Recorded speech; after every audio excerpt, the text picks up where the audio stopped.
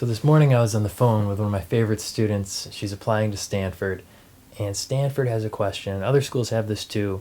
They want you to write in the supplement a note to your future roommate.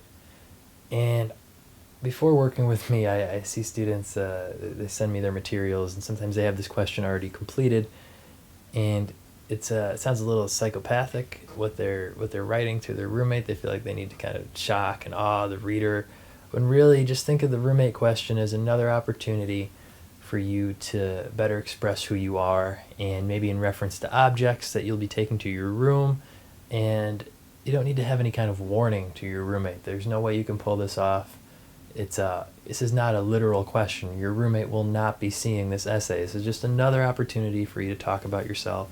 Let the admissions officer get a better feeling of who you are, what your interests are, why you should be accepted to the university. So don't include the fact that sometimes in the middle of the night you snore and then wake up full of anxiety and dread over tests and schoolwork.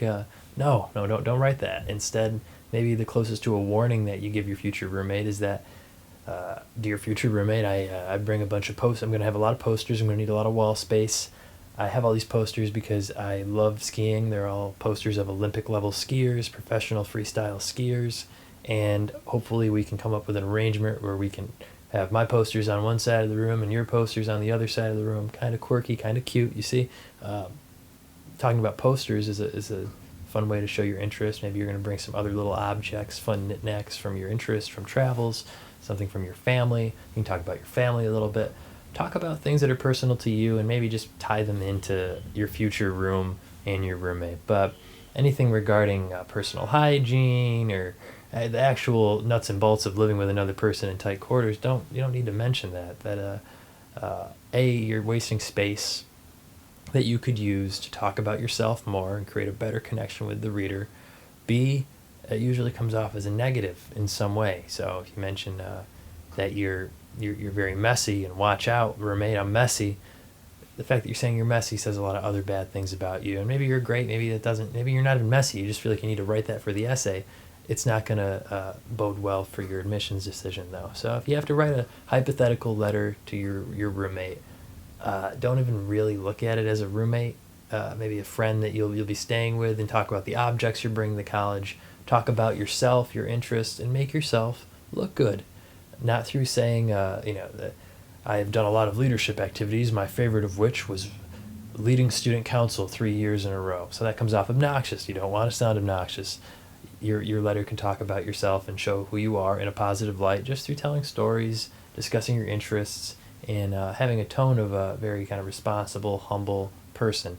And those are the main things that I tweak with a lot of my students in their essays. Obviously, there are a lot of things, but tone is incredibly important. You want to look like you've really got everything together, like you're going to bring a lot to campus, but not explicitly say it, because just think if you're talking to somebody at a party and he brags about himself and his leadership positions, you're going to be like, this guy's horribly obnoxious, I don't want to talk to him anymore.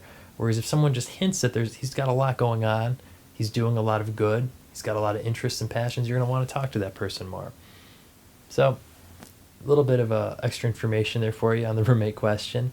But stay tuned for other videos, and we'll talk about all this college admission stuff and other ways that you can achieve your success and reach your goals. And for a lot of you guys, that starts with getting into the school of your dreams, and that's what I'm here for. And thanks for all your emails and letters of support. It's my pleasure to make these videos and obviously help students on a more extensive basis. I really like seeing the improvement and helping you guys get to where you want to go.